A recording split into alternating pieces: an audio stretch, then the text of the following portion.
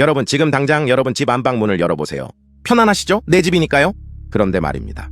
갑자기 옆집 사람이 300년 전 자기네 할아버지가 썼다는 꼬깃꼬깃한 낡은 영수증 쪼가리를 들고 와서 이렇게 말한다고 상상해봅시다. 야, 이거 보이지? 우리 할아버지가 옛날에 너네 안방에서 낚시했다는 기록이 있어. 그러니까 너네 안방 사실 내 거야. 방 빼! 미친 사람 취급하고 경찰 부르시겠죠? 네, 상식적으로는 그게 맞습니다. 그런데 만약에 경찰도 법원도 그 옆집 사람 눈치만 보고 있다면요? 아니 심지어 우리 집 가장이라는 사람이 그 옆집 사람이랑 웃으면서 악수하고 밥 먹고 있다면요? 여러분은 기분이 어떠시겠습니까? 피가 거꾸로 솟겠죠. 지금 이 말도 안 되는 상황이 바로 대한민국 2026년 우리 눈앞에서 벌어지고 있는 현실입니다. 오늘 제가 들고 온 이야기는 단순히 일본이 또 독도 망건했다 수준의 지겨운 뉴스가 아닙니다. 그 뒤에 숨겨진 소름 끼치는 침묵의 카르텔, 그리고 일본의 진짜 무서운 빌드업에 대한 이야기입니다. 오늘 이 영상 끝까지 보시면 아마 밤에 잠 못 주무실 수도 있습니다. 우리가 모르고 지나쳤던 13일의 금요일 그날의 진실, 지금부터 낱낱이 파헤쳐드립니다. 준비되셨나요? 들어갑니다. 지난 13일이었죠. 일본 시마네현, 이 양반들 진짜 독한 사람들입니다.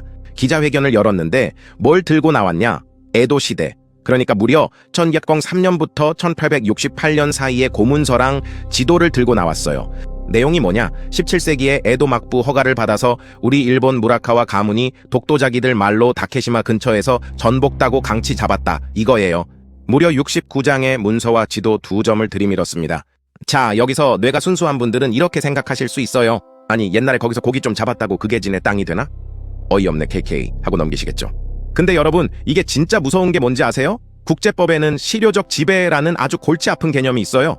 일본이 노리는 건 이겁니다. 단순히 우리 땅이야 라고 우기는 게 아니라, 보여? 우리 조상들이 여기서 경제활동을 했어.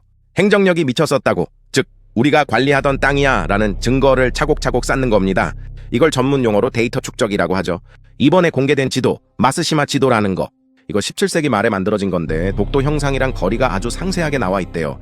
일본 산케이 신문 같은 보수 언론들은 아주 신났죠. 가장 오래된 상세 지도다 하면서 난리를 칩니다.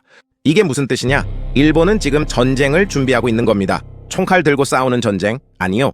나중에 국제사법재판소 ICJ 갔을 때 판사 눈앞에 들이밀 서류 전쟁을 준비하고 있는 거라고요. 쟤네들은 100년 뒤를 보고 이러는 겁니다. 우리처럼 냄비 끓듯 화내고 마는 게 아니라 아주 음침하고 집요하게 증거를 조작하든 발굴하든 산더미처럼 쌓고 있는 거죠. 시마네현 특별고문이라는 시모조 마사오 교수가 한 말 좀 보세요. 이 자료들은 일본이 독도를 이용했다는 증거다. 아주 당당하죠. 이게 그냥 헛소리 같으세요? 저들이 이렇게 치밀하게 밑밥을 깔고 있는데 과연 우리는 지금 뭘 하고 있을까요? 자, 시마네현이 이렇게 뒤통수를 후려갈긴 바로 그날 13일 도쿄에서는 무슨 일이 있었을까요? 우리의 이 대통령, 그리고 일본의 다카이치 사내 총리가 만났습니다. 다카이치 총리가 누구입니까? 아베 신조의 후계자, 일본 극우의 아이콘, 여자 아베라고 불리는 인물 아닙니까? 상식적으로 생각해보세요. 내 나라 영토를 침범하겠다는 문서가 공개된 날입니다. 그럼 정상회담장 분위기가 어때야 합니까? 살얼음판이어야죠. 책상을 치면서 장난하냐? 곧 따져야 정상 아닙니까? 그런데 기사 내용 보셨어요? 화기애애할 친교의 시간, 석별의 악수만 3번. 와, 진짜 소름 돋지 않습니까? 독도 얘기는 꺼내지도 않았답니다. 민감한 주제니까 뺐대요. 셔틀 외교 복원한다고. 여기서 음모론적 상상력이 발동 안 할 수가 없습니다. 혹시 암묵적 딜이 있었던 건 아닐까요? 야, 우리가 셔틀 외교 해주고 경제 협력 해줄 테니까 너네 지방 정부 시마네 형아 떠드는 건 그냥 못 본 척 넘어가줘. 우리도 표 관리해야 하잖아. 오케이, 대신 우리도 강제징용이나 위안부 얘기 세게 안 할게. 뚱찌야. 이런 시나리오가 머릿속에 그려지는 건 저뿐인가요? 독도가 공격받는데 독도 얘기를 안 한다? 이건 마치 옆집 사람이 내 마당에 말뚝 박고 있는데 그 집 주인이랑 웃으면서 아유 오늘 날씨 좋네요 짜장면이나 같이 먹죠 하는 거랑 뭐가 다릅니까? 이게 쿨한 외교입니까? 아니면 비굴한 굴종입니까? 다카이치 총리는 호류지까지 대통령을 배웅해주고 악수를 3번이나 했답니다. 이 장면 일본 보수층이 보면 얼마나 웃길까요? 한국 대통령 별거 없네. 우리가 문서로 때려도 와서 웃어주네? 이렇게 비웃지 않겠습니까? 물론 정부 옹호하는 분들은 이렇게 말할 겁니다. 그래도 성과가 있잖아. 조세희 탄광 희생자 DNA 감정하기로 했대. 네, 맞습니다. 이거 중요한 문제입니다. 1942년에 해적행도 무너져서 조선인 130명 수장된 끔찍한 사건이죠. 일본이 그동안 은폐해왔던 걸 이제야 DNA 대조해주겠다고 한 겁니다. 이건 분명 의미 있는 진전 맞아요. 저도 이 부분은 인정합니다. 하지만 여기서 우리는 냉철한 장사꾼의 눈으로 봐야 합니다. 일본이 왜 하필 이 타이밍에 이걸 내줬을까요?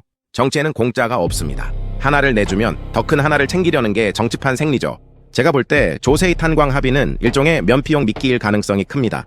일본 입장에서는 독도 도발시 만해현은 공격이고 조세이 탄광 정부는 방어입니다. 야, 우리가 독도 좀 건드렸다고 너무 화내지 마. 대신 너네 옛날에 죽은 사람들 뼈 찾는 거 도와줄게. 됐지? 쌤쌤이지? 이런 계산이 깔려 있다면요? 우리는 독도라는 살아있는 영토의 주권을 위협받는 대신 과거의 아픔을 치유하는 척하는 제스처를 받은 걸 수도 있습니다. 영토는 미래고 유해는 과거입니다. 미래를 내주고 과거를 위로받는다? 이게 과연 남는 장사일까요? 물론 유족분들에게는 청음 같은 기회입니다. 하지만 국가 전체의 전략으로 봤을 때 일본이 이걸 빌미로 독도 야욕을 더 노골적으로 드러낸다면 우리는 뼈를 찾고 살을 내주는 꼴이 될 수도 있다는 겁니다. 자, 이제 이 사건들이 나비 효과가 되어 불러올 미래를 시뮬레이션 해봅시다. 제가 여러분께 들려드릴 미래는 좀 끔찍합니다. 일본은 계속 이런 자료를 공개할 겁니다. 1년 뒤, 5년 뒤, 10년 뒤 자료가 수천 건이 쌓이겠죠. 그때 가서 한국이 독도는 우리 땅이라고 노래만 부른다? 국제사회는 냉정합니다. 한국은 감정적으로만 호소하고 일본은 역사적 사료비록 조작이나 왜곡 일지라도를 제시한다라는 프레임이 씌워집니다. 어느 날 갑자기 구글 지도에서 독도 이름이 타케시마로 고정되고 전 세계 교과서가 바뀌는 날이 올 수도 있습니다. 다카이치 총리 같은 강경파가 장기 집권하면 독도 문제를 걸고 넘어지면서 경제 보복을 할 수도 있습니다. 너네 독도에 시설물 설치해? 그럼 반도체 소재 안 줘. 예전 불화수소 사태 기억하시죠? 그게 독도 버전으로 터지는 겁니다.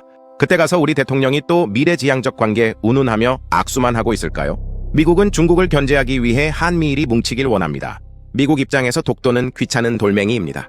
미국이 한국 정부 팔을 비틀어서 야, 일본이 좀 떠들어도 그냥 무시해.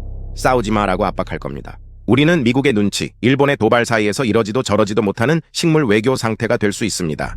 이번 정상회담에서 독도 언급이 없었던 것도 혹시 미국의 입김 때문은 아니었을까요? 여러분, 이번 사건을 보면서 어떤 생각이 드십니까? 저는 솔직히 말해서 두렵습니다. 일본의 치밀함이 두렵고 우리의 무딘 대응이 두렵습니다. 일본은 지방정부 시마네현과 중앙정부 총리가 역할을 분담해서 굿캅, 배드캅 전략을 쓰고 있어요. 시마네현이 뺨 때리면 다카이치 총리가 와서 아유, 아팠지? 하고 약 발라주는 척하는 거죠. 근데 우리는 그 약이 독약인지도 모르고 고맙습니다 하고 있는 건 아닌지 모르겠습니다. 이건 좌파, 우파의 문제가 아닙니다. 보수 대통령이든 진보 대통령이든 일본의 저런 살라미 전술 소시지를 얇게 썰어 먹듯이 야금야금 침식해 들어오는 전술에 당하면 나라는 끝장입니다. 옛날 종이 쪼가리 몇 장이 뭐 대수냐라고 생각하신다면 당신은 이미 일본의 전략에 패배한 겁니다. 그 종이 쪼가리가 모여서 역사가 되고 그 역사가 모여서 영토를 결정짓습니다. 대통령이 호류지에서 다카이치 총리와 3번 악수할 때 그 손에 힘이 들어갔을까요? 아니면 그냥 끌려다닌 걸까요? 여러분의 생각은 어떠십니까? 오늘 제가 너무 흥분했나요? 하지만 이게 우리의 현실입니다. 일본은 100년 대계로 독도를 노리고 있고 우리는 5년 단임제 정권 안에서 허우적대고 있습니다. 여러분, 댓글로 싸워주세요. 이건 정부가 외교적으로 잘 참은 거다, 실리를 챙긴 거다라는 분들 의견 남겨주세요. 반대로 나라 팔아먹는 굴욕 외교다, 당장 항의해야 한다라는 분들 분노를 토해내세요. 여러분의 그 시끄러운 토론이 어쩌면 침묵하고 있는 정치인들을 깨울 유일한 알람일지도 모릅니다. 저는 다음 영상에서 더 충격적인 진실, 더 날것의 이야기로 돌아오겠습니다. 구독과 좋아요는 일본이 가장 싫어하는 행동입니다. 지금까지 여러분의 뇌를 깨우는 지금 여기 뉴스였습니다.